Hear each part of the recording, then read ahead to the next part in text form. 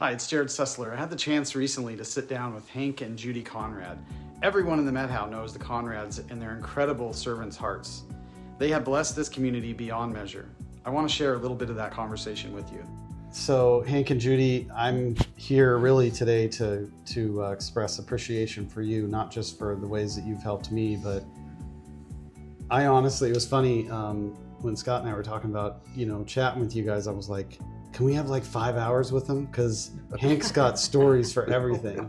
And I know just a fraction of the many ways that you have enabled and really, blessed people in this area. And the stories are really inspiring. It's really cool. And so I want to thank you for that. I've got a couple gifts for you, but the thing I want to ask you first, just in terms of just kind of life, and you guys have worked really hard, but do you think it's difficult to make money in America? No, it's not difficult to make it. It's difficult to keep enough of it to live decently. Yeah. Buy a home, do these things. The time it's all turned this way and turned that way, the time it lands in your hand, you don't have half, and that's tough. Yeah, it's difficult because, we have a government system that's spending money on all kinds of stuff that we may not approve of. We're not going to complain about police or, fire services or roads or, just things that make sense and make life possible. But you get into a lot of this social stuff and, basically paying for people's lives and gender studies in Pakistan and, just a lot of this crazy stuff. And I think that's where the American people are kind of pushing back. They're fed up, Yeah, and the percentage of our income that they're taking, it's not hard, I agree. That's why I asked you the question. It's not, anybody who's ever made money knows it's not difficult to make money. It's easy to make money. You just got to be willing to work. People talk about, America being the land of opportunity. Well, opportunity means nothing until you combine hard work with it. And when you combine those two together, now that's the special thing about America that leads to the American dream and, being able to afford a home and all that kind of stuff. My parents, we talked about home ownership. My parents bought a home when I was a kid with 6 months' salary. When I was 22, I bought a home, my first home, with 2 years' salary. And now my kids, they're in their 20s, they're looking at spending 7 to 10 years to be able to buy a home. Like, that's not the American dream, and that's all driven by these politicians that are spending all of our money down there. Exactly. Yeah, it needs to stay. More of it needs to stay in the hand of the individual that made it, and that gives people a lot more incentive to do that. A lot of younger people say, "Well, why?" And I don't like that they have to feel that way. Yeah. So I read something recently where the tact now is that, families have to stick together financially more. They have to help each other more. Because it's just gotten to be so difficult. It is. It's not impossible, but it's way harder than it should be.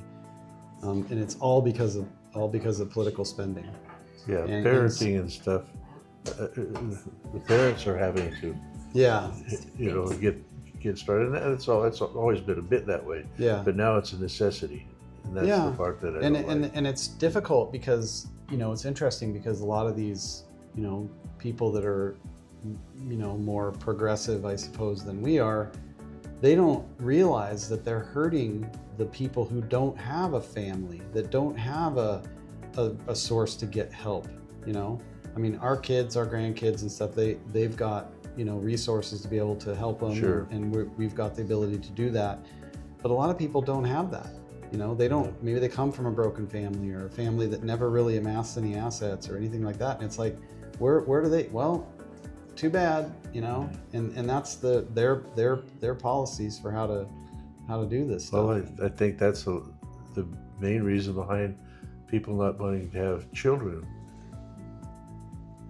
like they did before. Everybody wanted children.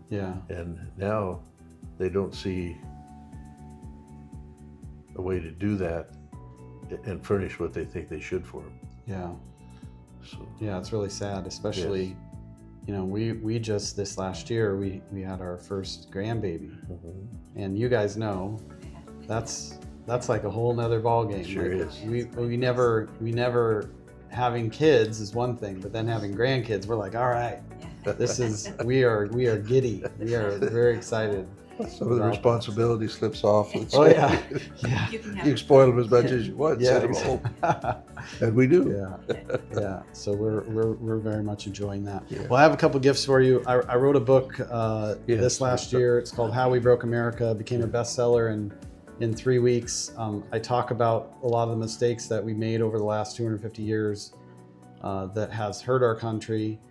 Specifically, one of the things is the 16th Amendment, where they, in 1913, when they started the, taking money straight out of our paychecks from a federal level, and then later that year, in December of 1913, they created the Federal Reserve, which, basically created an environment for, the politicians to vote to take as much money as they can, and if they don't get enough and they want to spend more, then they just go grab it out of the Federal Reserve and take us into debt. And so that and a whole myriad, dozens of other things, but it's not just a complaint book. It also gives solutions, like how do we fix each one of these? And so I want to give you guys a copy of that. I signed it for you. And then this is the big thing here. I want to protect your wallets. And that's really my campaign slogan, it's very important to me. This is America, it's a capitalist country. We love God. Our foundation is on, the grace of God. Yes. Our natural rights that are codified in our Constitution are all from the Bible. But this is a capitalist country, and if we're not successful financially, then we can't protect ourselves.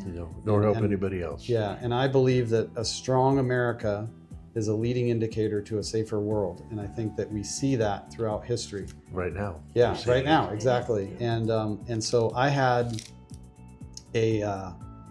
my chiropractor encouraged me to stop using my wallet in my back pocket, to put it in my front pocket, because it was messing my hip. And so I bought a wallet and it was terrible, and I bought another wallet and it was terrible, and I got another one because you put it in your front pocket, you want a real thin, So I ended up designing a wallet, and I have a factory that hand makes them for me out of leather, and so I'm giving those to my donors, and you guys have been very gracious with your support of my campaign, and I just want to protect your wallet, so I'm going to give you one. And I should take you to my bedroom in my closet. I got about 6 of them stacked up like that on walls. Yeah. None of them work well. Yeah. Well, that's good, because that's something that I've been troubled with. This is the design, and I designed these push outs. So if you want to get your card out, you just push it out like that. It's really hard to get my credit card out of. And then you got cash in there, and you put your concealed weapons, license in there. Just real thin, nice little. If we can change our government a bit, we might have to make one a little thicker. Yeah, that'd be okay. That'd be okay. Or maybe have one for each front pocket. Yeah, two. So, but every time you pull it out, it's got my initials on it, and so you remember I'm working hard to protect your wallet and everything in it. So.